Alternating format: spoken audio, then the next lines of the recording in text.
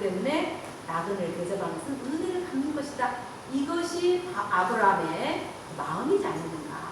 그래서 은혜를 입은 것을 알게 된다면 이런 표현을 쓴 것이 아닌가. 그래서 간절히 초청하는 거예요.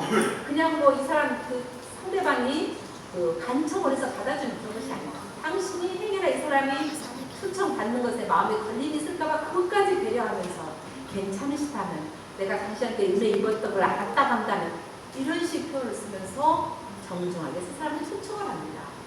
그리고 나서 들어와서 깨끗한 물로 팔도 씻으시고 저 그늘 밑에 편히 쉬시면서 제가 주는 떡이나 음식을 좀 잡수시고 가십시오. 이렇게 이야기하는 거예요.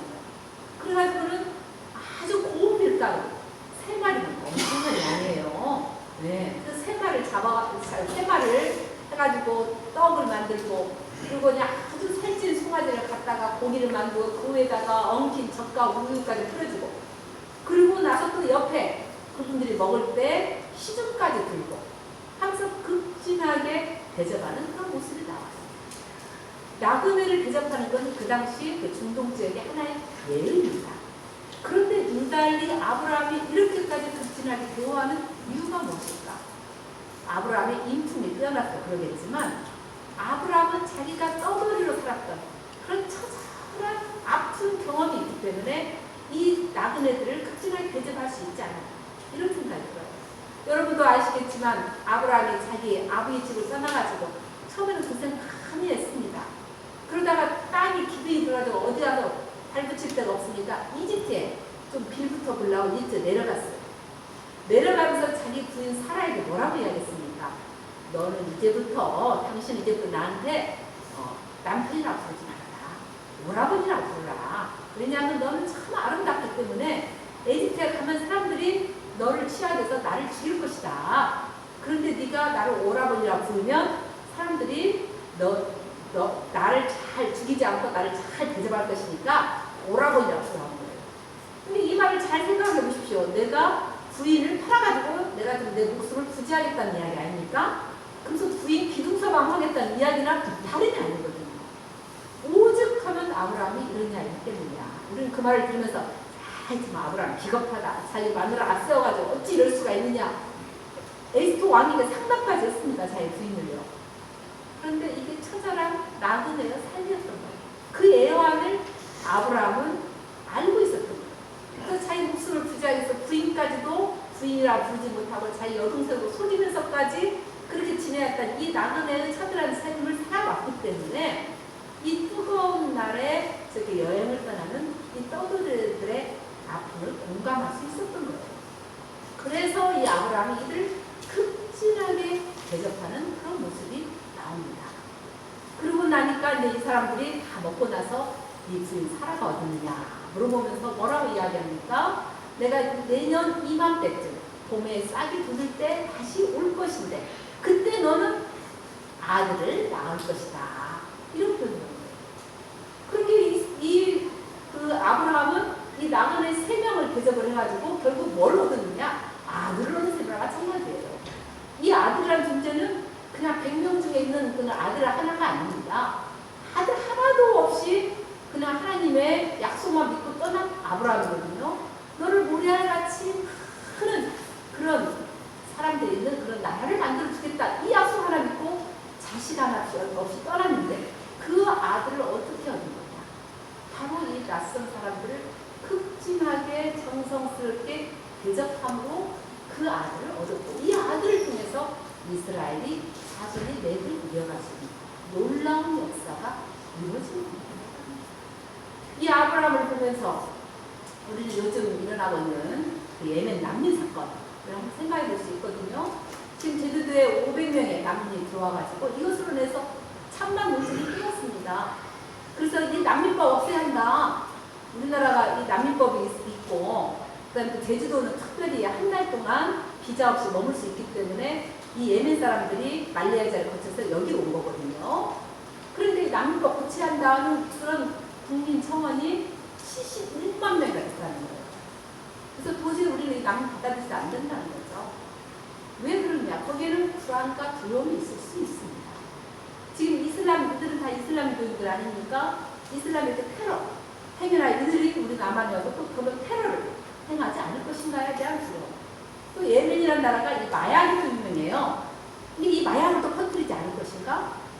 그 다음에 이들이 강력 범죄를 저지르지 않을 것인가? 우리 사회를 혼란시키지 않을 것인가? 우리도 살기 힘든데 우리 재정 가지고 이들을 뺏어먹는 것이 아닌 것인가? 이런 여러 가지 복합적인 요인들이 작용했으라고 생각합니다. 그러나 이 예멘 사람들이 어떤 사람들입니까? 전쟁을 피해서 왔거든요.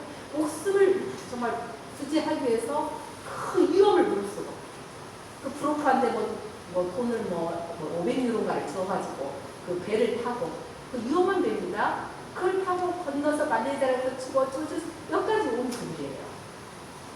예멘이라고 여러분들 잘 아시겠지만 예멘이 남북이 분단되었던 나라인데 통합이 되어가지고 유일한 분단 국가인데 우리 나라 하나밖에 남지 않았다. 그 이야기하고 여러분 들어보셔서 아시죠?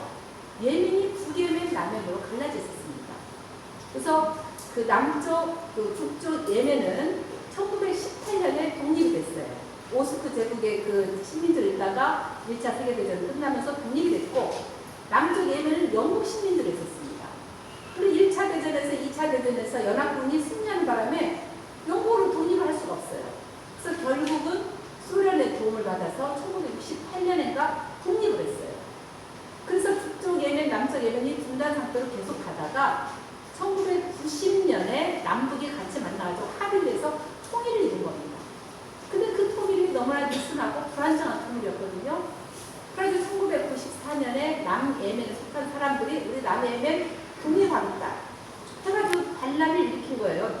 그래서 내전이 시작이 됐는데 이 내전은 한 3개월 정도 가가지고 북예멘이 승리를 함으로써 다시 무력적으로 통일이 이루어진 거예요. 근데 이것도 계속 끊임없는 그 안에 그 갈등이 있어 왔잖아요. 그러다가 2004년인가요? 2004년에 2014년인가 14년에 그 안에 반군이 생긴 겁니다. 그래서 이 반군이 시아파에 소속된 반군인데 후티 반군이라고 그러죠. 후티 반군이 2014년에 반란을 일으켜가지고 수도 상하를 점검하게 되거든요. 그러면서 그때 당시에 대통령을 쫓아내버리게 되거든요. 그러니까는 이 반군은 시아파인데 시아파와 어느 파가 대립을 합니까? 이슬람교 안에도 수니파와 대결하니까 수니파의 종주국은 사우디아라비아거든요. 사우디아라비아 가만히 있을 수 없으니까 사우디아라비아 개입을 한 거예요. 그러면서 본격적인 내전이 일어나게 되면서 1만 명이 사망을 하고 그 다음에 27만 명의 난민이 발생했다는 거예요. 그래서 여기 어느 자료 보니까 2천만 명이 굶어 죽고 있다? 근데 인구가 뭔가 제가 찾아봤어요. 2,900만 명의 인구더라고요. 근데 2천만 명이 지금 아주 어려운 굶주림 속에 지금 시달리고 있다 보니까 절대적인 빈곤 속에서 이 나라가 시달리고 있는 거예요. 그리고 언제 전쟁으로 죽음을 당할지 모르는 상황이고 20, 30대 젊은이뿐만 아니라 10대까지 전쟁으로 끌려간다는 거예요.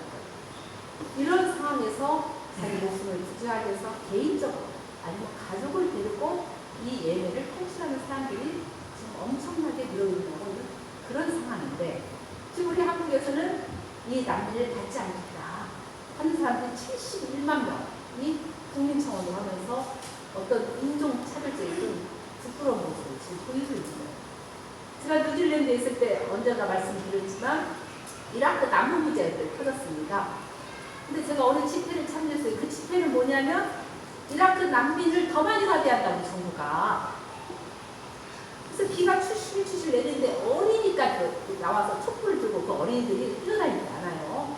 집회 처음부터 끝까지 참 참여하는 거 보고 제가 참 놀랬는데 그 어린이가 나와서 이 난민, 더 많은 난민을 우리 뉴질랜드에 가게 한다고 주장하고 나선 거죠. 알로시에스 신부라고 떼제 주임 신부에 해당되는 그분이 우리 한국을 방문했어요. 그래서 어떤 기자가 물어봤습니다. 이 난민 문제 틀렸는데 어떻게 생각하십니까? 그러니까 자기들도 지금 난민을 받았다는 거예요. 수단에서 7명의 청년을 받았대요. 그들은 이제 영국으로 건너가기 전에 프랑스에 잠깐 머물려고 온 난민들이라는 거예요. 근데 영국이 받아주지 않으니까 그 프랑스 그 난민촌에서 하다가 겨울이 오니까 이제 프랑스가 안 되겠다.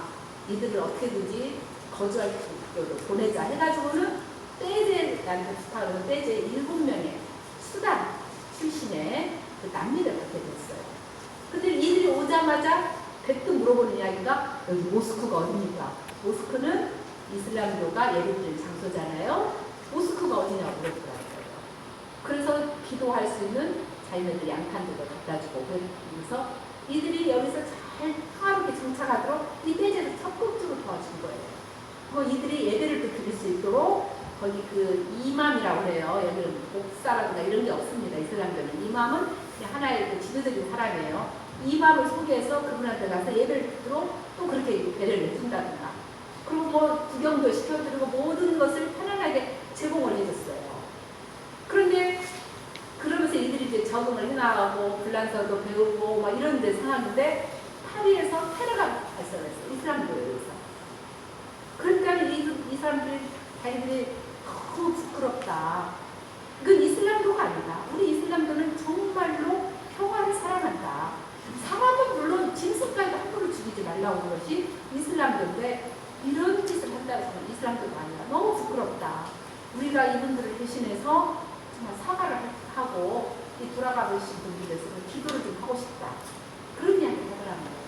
그래서 어떤 신부가 이 이야기를 듣고 와서는 이들은 난민이지만 정말 평화의 사절로 이 떼제 공동체에 왔다 하는 표현을 쓰는 거예요. 그 다음에 또 그 후에 또 그 사람이